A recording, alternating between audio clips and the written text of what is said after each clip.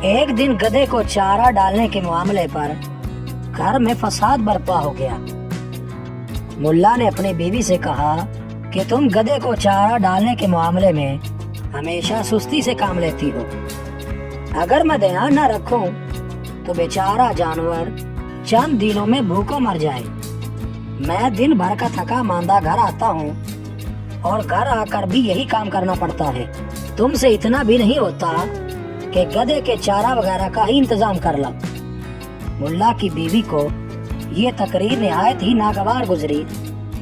आखिरकार इसी झगड़े की वजह से दोनों में तू मैं शुरू हो गई और झगड़ा तूल खींच गया। आखिर फैसला ये हुआ कि अब जो पहले बात करेगा आइंदा वही गधे के चारे का इंतजाम किया करेगा। कई घंटे दोनों तरफ खामोशी तारी रही। दिल आखिर मुल्ला की बीवी का पैमाना सब्र लबरेज हो गया और उठकर एक हमसाई के घर चली गई और उसे सारा किस्सा कह सुनाया। थोड़ी देर के बाद ख्वाहिश जाहिर की कि एक प्याला शरबत मुल्ला की खिदमत में भिजवा दिया जाए ताकि शरबत की मदद से उसका गुस्सा खत्म हो जाए, क्योंकि वो अच्छी तरह जानती थी कि मुल्ला भूख से दम तोड़ देगा मगर जुबान से कुछ ना कहेगा। हमसाई ने शरबत का एक प्याला तैयार किया और अपने लड़के के हाथ मुल्ला के पास भेजा।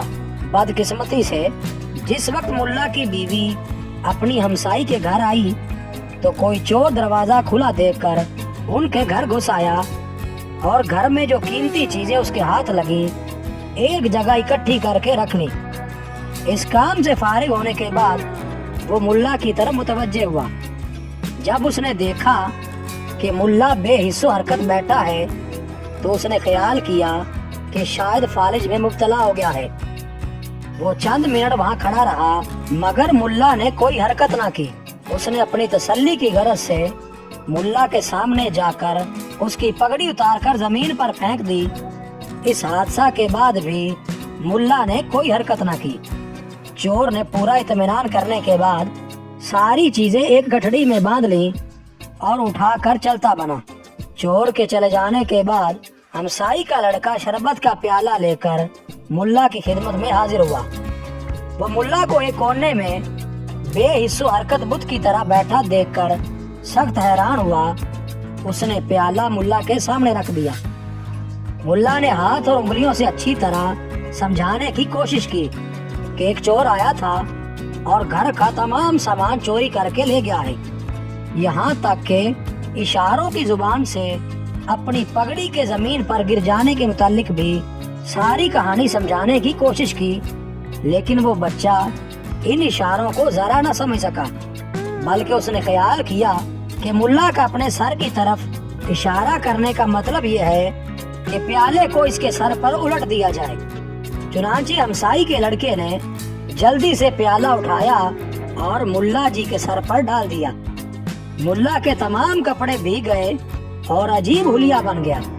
हमसाई के लड़के ने सारा किस्सा मुल्ला की बीवी को जाकर सुनाया। मुल्ला की बीवी सुनते ही सारी बात समझ गई और जल्दी से घर की तरफ रवाना हो गई।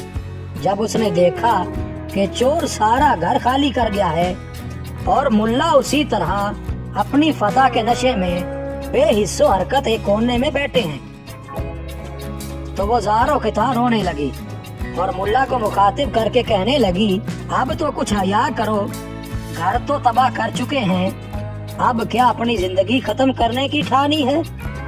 अभी तक इसी हालत में बैठे हो?